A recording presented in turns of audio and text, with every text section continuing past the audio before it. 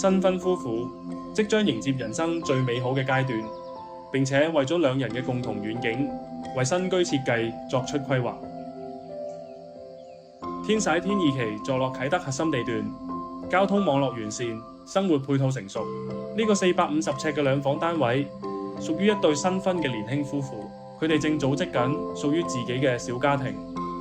希望喺呢度展開甜蜜又充滿期待嘅新生活。我哋 Taste 室內設計團隊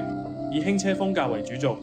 為佢哋打造一個既時尚又憧憬未來嘅理想家居。佢哋好享受依家嘅二人世界，同時都開始為未來有小朋友嘅日子做好準備。今次設計嘅核心就係要喺享受當下幸福同預留未來空間之間取得完美平衡。我哋以新樓配備家具嘅動線同配色，做出配襯同統一嘅效果，延伸出一幅簡約設計嘅特色牆，配上帶金屬飾面嘅層板，營造輕奢精緻感。新造家私嘅顏色同原有櫃體互相呼應，令成個空間視覺上更加和諧統一。單位原本係開放式廚房，我哋特別設計咗一張吧台，配合都市人繁忙嘅輕食習慣。主人房，我哋運用酒店風設計，用較深色嘅物料，營造寧靜奢華嘅感覺。衣櫃門選用玻璃材質，增加空間感。特別設計咗以樹葉形態嘅裝置藝術衣通，兼具咗功能同美感。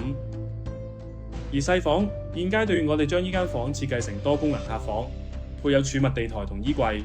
提供充足嘅收納。我哋特意選用柔和木紋同條紋物料，營造溫馨層次感。我哋 Taste 室內設計團隊為戶主憧憬嘅未來而設計，家私邊緣使用弧形圓角嘅動線，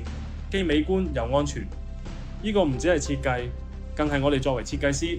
為佢哋對未來嘅憧憬，一步一步咁樣呈現喺眼前。Taste 嘅室內設計團隊為新婚夫婦打造一個既能享受當下，又能承載未來嘅夢想家。